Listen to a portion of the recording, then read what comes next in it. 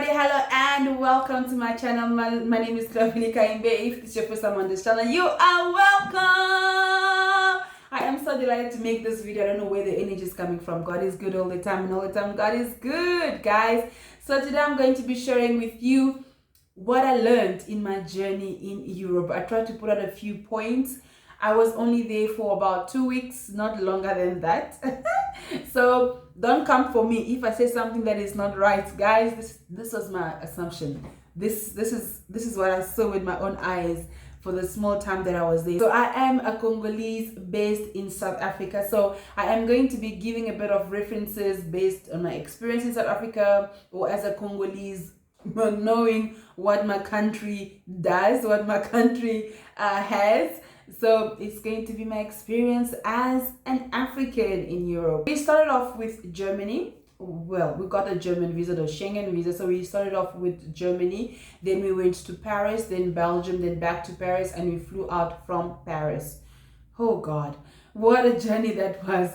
So one assumption that many people made, okay, when people heard it, okay, she's in Germany, is people like, oh, be careful, Germans are so racist, they do this and they do that. Guys, Germans are not as mean as everybody makes them out to be, or the media makes them out to be. I would say that the people that I came in contact with were the sweetest, most friendly, most welcoming people. Not like I did not I did not have any racist or any uneasy feeling when I encountered any one of them. And if you saw in my video, in one of the videos that I shared on my journey to Europe, we even had a chance to dine with them at some point. And yes, I did not record any of that because I wanted really to be in the moment. I really wanted just to take in and have experience without lifting up my camera and doing all of that. That's not who I am. So yeah, I had the best experience in Germany. I cannot say all these things of, oh, they are doing this, they are doing that. I don't think that's true for all of them. It may be a minority, but in my experience. The second thing that I learned when I was in Europe is that Europeans are so much into breakfast. You know, they gave me a desire to want to start eating breakfast again. I remember when we were in Germany, like we would wake up maybe around 8 or 9ish, and then we would have this massive breakfast, and then I will be so full for about 5 hours. I'm so full, I can't move, I can't do this, I can't do that. And my husband will be like, why are you sleeping? It's because I ate too much. And then we went in winter, which I would never advise anyone to do, to go in Europe in winter. It is quite cold, guys. Unless if you are someone who likes the cold, it is quite cold. So yes, they are really big on breakfast. They like, breakfast is the thing to go. It's the way to go over there. Please like to walk. Guys, they can walk for I remember at some point we walked from where we were lodged to like 8 point something kilometers away from home. We walked, not realizing where we were going. We just kept striding, walking around in nature, enjoying ourselves, and before we knew it, we were already there, which was exhausting. For someone that is not used to it, I was exhausted. And to see the people that we were with, like, walking like it's nothing, like it's nothing, but it was really tiring. And another thing that I noticed about Europe, I realized just how Cape Town has really been built by Europeans. A lot of buildings over there made me feel like I was home. I was in Cape Town. You know what I mean? So the buildings, some places really reminded me of Cape Town, and that is primarily in the Munich city, like in the center, because we were in the Munich. I was in Munich, yes. I was in Munich before going into the Bayern province. So you would see in Munich, in Paris, in Belgium. Belgium looks like Salt River. For those of you that have come to Cape Town and you know Salt River and you know Cape Town CBD, it will remind you of Belgium and Woodstock. That's definitely Belgium and Paris lately. Yeah, it's Belgium and Paris all in all. Paris is mostly like Cape Town CBD. So yes, I really realized just how much Cape Town was created by Europeans, and they really gave that, it gave me that feel like, okay, and it allowed me to understand a bit more of culture. And that is one thing that I love about traveling. I love about engaging with people from different walks of life. It's a thing that I noticed that really made me think as an African when I looked at how the system worked. I can surely tell you guys, Europeans are really making, the resources they take from Africa to Europe, they are really putting them to good use. Don't be mistaken. I feel like us as Africans, we're not really benefiting from the resources that our countries reproduce. So it was really obvious that these people are like the European people are really taking leaders, should I rather say, are taking our resources and putting them to good use. And then the next point that I'm going to point out might sound a bit funny for some of you. For someone that has lived in Cape Town, I'm sure anyone else that has lived in Cape Town, you've lived in apartments, you can share the same sentiments, okay? So one thing that I noticed that in Europe is that Europe is relatively quiet.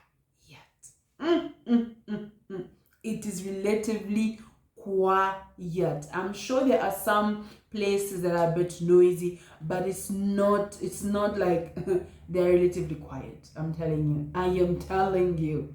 So it made me understand why sometimes, you live in apartments with some people that would come and knock on your door and say that, hey, you're making too much noise. So they are not used to noise. They like silence. They like silence, so it's in them, it's in their genes. I just got to understand them a bit more. I'm like, this ethnic group here, they love silence. They don't like noise, because we were there. The only time you hear is birds chirping here. I'm like, unless when we were in the city in Munich, we could hear noise. Of course, people are passing here and there. You hear the noise of cars and stuff, but it's not like noisy. Like, as African people, we like noise. Another thing that I really saw when I was in Europe is that here in South Africa, we have really adapted the American lifestyle. I would say that the American lifestyle more or less, because the capitalism, the push for capitalism, the push for this, the push for that, it has really started to break a lot of families, because people have to live away from their loved ones in order to achieve this, in order to achieve that. Whereas in Europe, they really take families really, really seriously. And whatever they do, even at workplaces and stuff, they try to accommodate family life, family, that settled environment for children. Europe really tries to do that. That was another, when I engaged with some of them, and we really had a chance of speaking to a French lady where we really asked questions. Like, my husband is like that, so you ask questions to understand. Like, I want to understand Europeans a bit better, I want to understand French people a bit better. So yes, they really create time for children, which also make me understand why it's such a big deal when they spot a small sign of children not being taken care of. It becomes a very big deal, because the government tends to look after children. People live a modest lifestyle.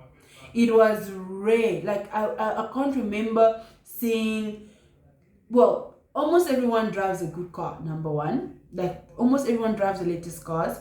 And then number two, it's either you drive, it's either you, like in Europe, let me rather say in Germany, most people drove the latest cars, but they look as simple as possible.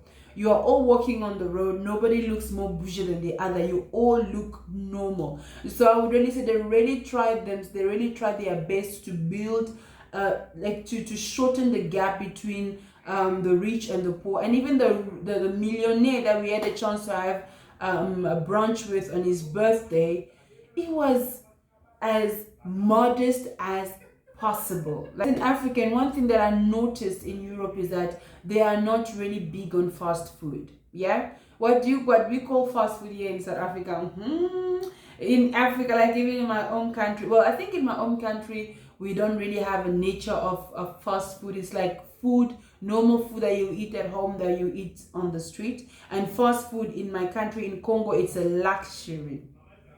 I don't know how fast food is a luxury, but yeah, back home, a fast food is a luxury. So here in South Africa, we are used to eating fast food as we please, but there, you could walk a whole 1 kilometer, 2 kilometers, 3 kilometers, you don't see fast food joints. And even when you go into restaurants, you don't see, you don't see fast food. Like the restaurants, it's only maybe you go into a mall. You go into a mall, and then you would see, and then I saw most of them are Turkish, Chinese, American. It's all these foreign brands that are usually that own fast food joints in Europe. Maybe the people that I hung out with so much, maybe they are so strict on health that they did not take me there. I do not know. But yeah, And guys, I I'd did not even forgotten see to a single mention right here McDonald's. I that did not even public see a single Burger transportation King. is the way to go. We were not stuck in traffic or anything. There's a whole lot of mode of transport.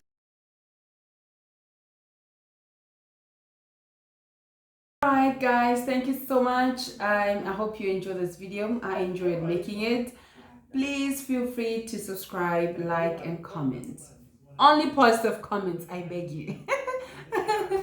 Alright, thank you so much. Bye bye. See you next time.